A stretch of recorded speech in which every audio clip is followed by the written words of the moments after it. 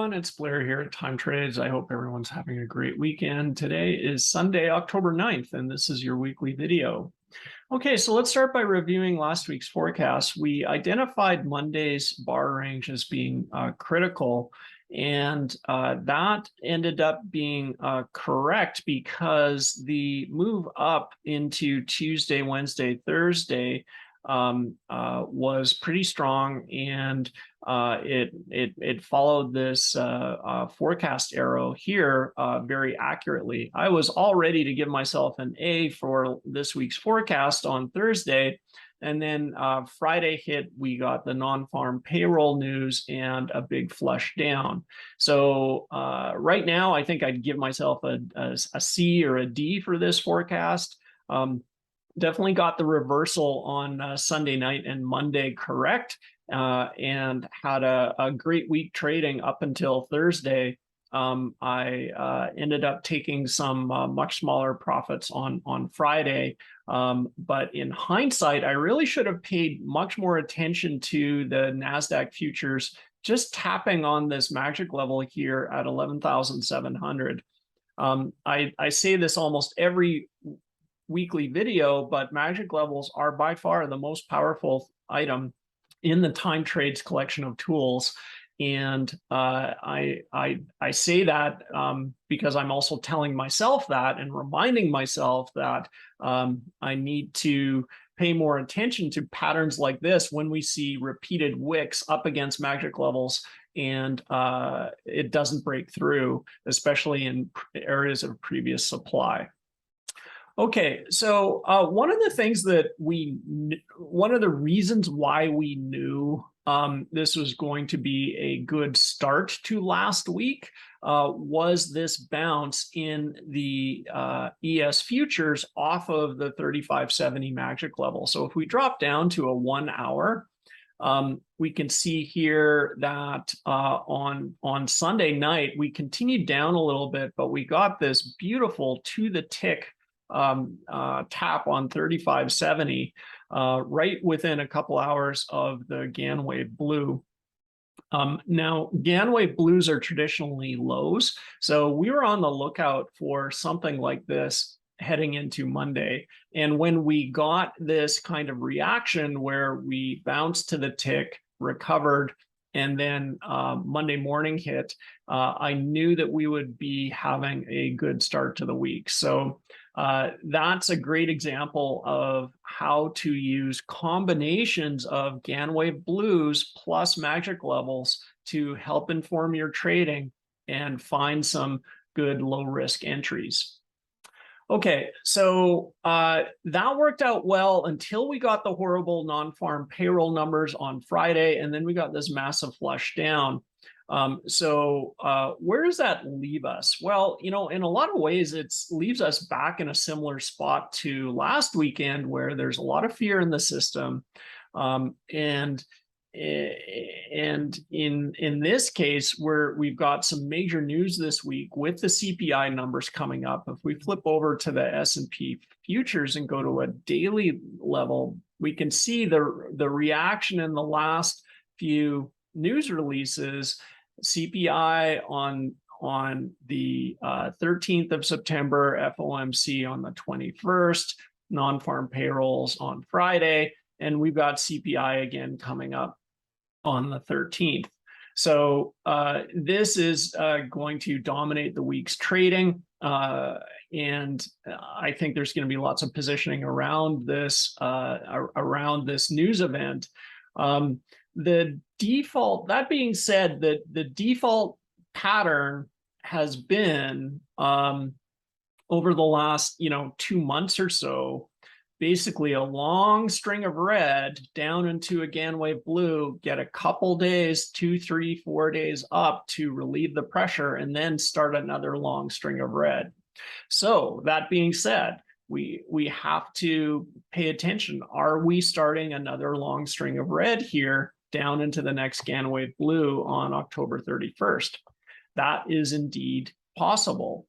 I know certainly the Elliott waivers out there would count this as 1, 2, 3, 4, and we need a 5 wave down here to wrap that up.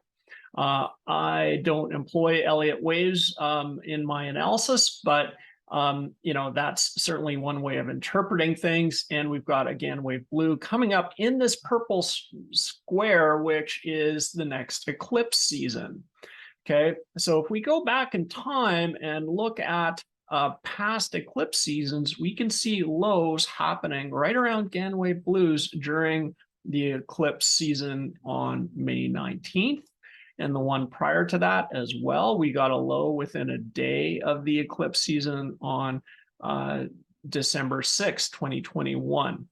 And that is it in terms of Gann wave history. All right, so this is something we need to be looking out for, is the potential that we could be starting another streak of red here down to the Gann wave blue. So again, Monday's range from October 3rd is going to be critical to see if the high and low of this bar continues to hold price, and also this white magic level at 3570. That is going to be absolutely critical here. If we get a solid close below it with separation on the bar. So by separation, I mean the high of the day. If the high of the day is below 3570, then I think on any day in the near future, and then I think we can confidently say we're heading down into October 31st. Okay, so that's just interpreting price on the Gann waves. Let's go and take a look at time trades to see what time trades can tell us here. So we'll start by looking at the Qs. So this is going to give us timing probabilities that is based on the time trades machine learning. Okay, so when it comes to timing probabilities, what we're seeing in the Qs is actually potential for a couple days up early in the week, and then a pivot high on the 13th. This is the day of CPI numbers again, and a much reduced probability of up days. And then that turns into some moves down here on October 18th. So that is one data point. Let's go and take a look at the spiders. Whenever I look at indexes, I like to look at multiple data points. Spiders has no green for this coming week, but it does have relatively low red for the start of the week. Pivot high on October 13th again with a much larger red bar, 43% probability of a red bar on Thursday. So the timing is starting to make a consensus that, if we're going to have up days this week, it's going to be Monday, Tuesday, Wednesday, with Thursday being an inflection point. Let's take a look at the diamonds. Okay, so diamonds have a pivot high here October 12th, the day before CPI release. There's low numbers here, low probabilities here of up days, but there is still up days and no down days in the forecast up until October 12th. And what we see is sometimes these pivot highs tend to act as magnets. And then after that, similar to the spiders, we've got some red days starting early the following week on Monday the 17th and Tuesday the 18th. So I'm going to I'm not going to try to interpret what's happening coming up after this. There's more than enough activity happening this week. But I think we've got enough here to start to sketch out a forecast. There's one other data point I like to look at, though, and that's bonds give us a sense of where interest rates may be heading. So if we look at the 10-year 10-year Treasury, we can see here that we've got actually a big change from 32% up day probability to 78%. So early in the week, we see a pretty solid bond rally happening, and this is going to push interest rates down a little bit, which would also be bullish for stocks. Now, that being said, October 13th, we see this probability reaching a peak, and then it declines into the following week. So everything kind of aligns here between interest rates and the stock indexes. Let's take a quick look at Apple and also NVDA. Apple being, of course, the biggest stock in the Qs, and also it's in the Dow. We can see that it's got a probability of a pivot low October 7th, and then a dramatic reduction in down pressure early in the week, right? And then the down pressure returns on October 12th, October 13th. So this would tend to support the forecast that we're developing here. Let's also take a quick look at NVIDIA. We were trading that this week. It was quite profitable for me on Thursday. I stupidly did not exit on Thursday and carried that risk over through the non-farm payroll release, and just exited at a loss on Friday. So I'm still in the shares. It was the options that really burned me, but that's my own personal execution issues. The concept behind the trade remained solid, and it still remains solid because we've got pretty good support here at the 123 magic level, and the price bar is still in contact with that support level. We've got some green probability days coming up, and pivot highs here heading into the end of the month, right? So the concept behind the bullish trade in NVIDIA is still there. It's still strong, and I'm still long in it with stocks. So based on what we've seen so far in terms of the indexes and in terms of Apple, let's go and build out a new forecast here for this week. We're looking at the NQ futures daily chart right now. We've marked the major news events here. So let's just unhide this path. So this path is showing, based on everything we've talked about, what I think is the likely path of price. Now, actual price levels are not implied by this. All this is saying is that I think we would see the high of the week on Wednesday, and then coming down into a low of some type on Monday, the 17th, in line with this scan wave yellow. Okay. So of course, this is all based on probabilities. Obviously, you understand there's no guarantees here. This is really based on the combination of timing levels and the potential price behavior around magic levels. So what I'm saying here really is I think Monday's going to open red. This is why this path is starting lower than our close on Friday. And then we've got, after that, a few days up into Wednesday the 12th. Thursday is the CPI. And based on what we've talked about, we think that kicks off, a bit of a down move into Monday that carries over into next week. So we'll see how that goes. I'll continue to, keep these path arrows here on this chart for transparency, and we'll review the accuracy of that forecast in a week. Okay, so let's take a look at a few other items here. We're going to go over to crypto and take a look at Bitcoin.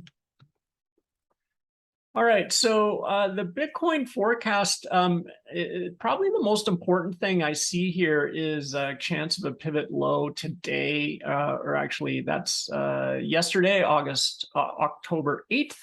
If that holds, then we've got 30% and a 25% probability of a 2 standard deviation move up around October 11th. And remember, these are counted over the last 5 trading days. So if we're going to see a move in Bitcoin, we should be starting to see it now. Bitcoin's been actually really quite resilient in the face of all this fear in the market.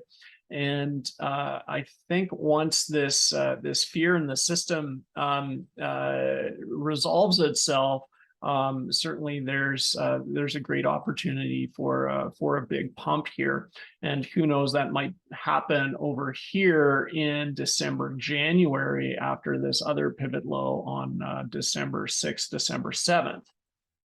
Let's take a look at Ethereum. All right, so Ethereum's got 39% chance of a 2 standard deviation move down October 10th, so that's Monday. It looks like it tried to get through that magic level at 1364 and failed, so it's reacting to that. It may come down all the way to this 1209 magic level here. You can see how that's been such a key level, acting as resistance and then support back on September. I'd be in no rush to take a long position here, but maybe closer to this Gann wave yellow and this cluster of green, it might make sense.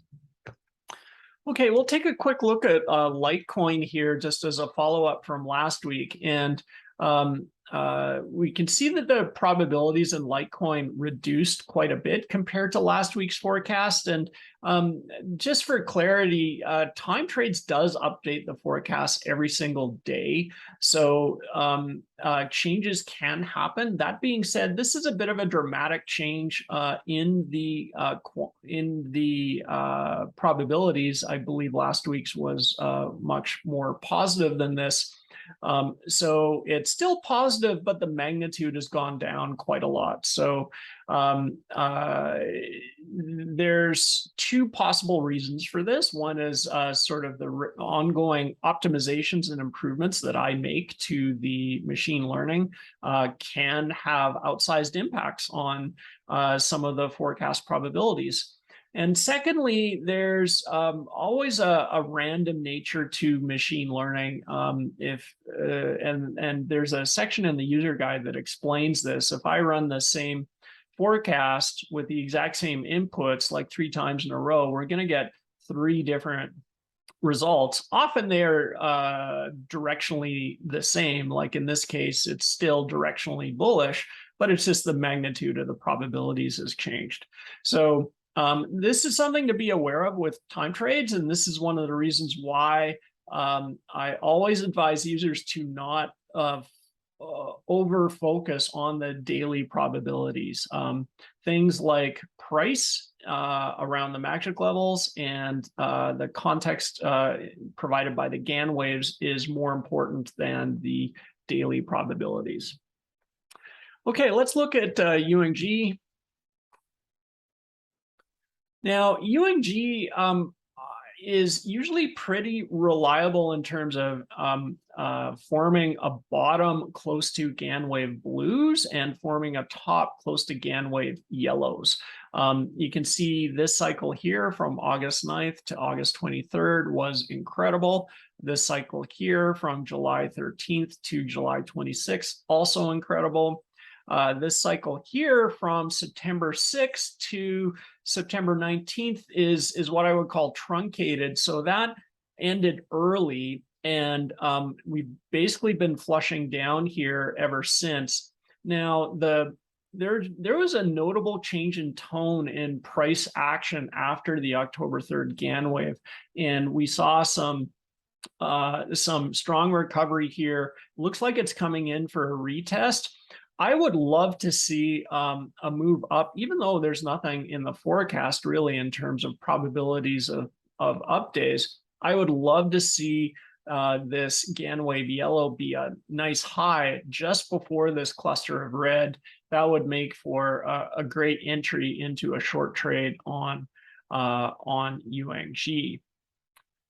Okay, and I think that's a good spot to close the call. I covered a lot of content this week. So once again, I want to thank you for using Time Trades, and have a great week trading. Trade safe, and we'll talk to you again next week. Thank you. Bye now.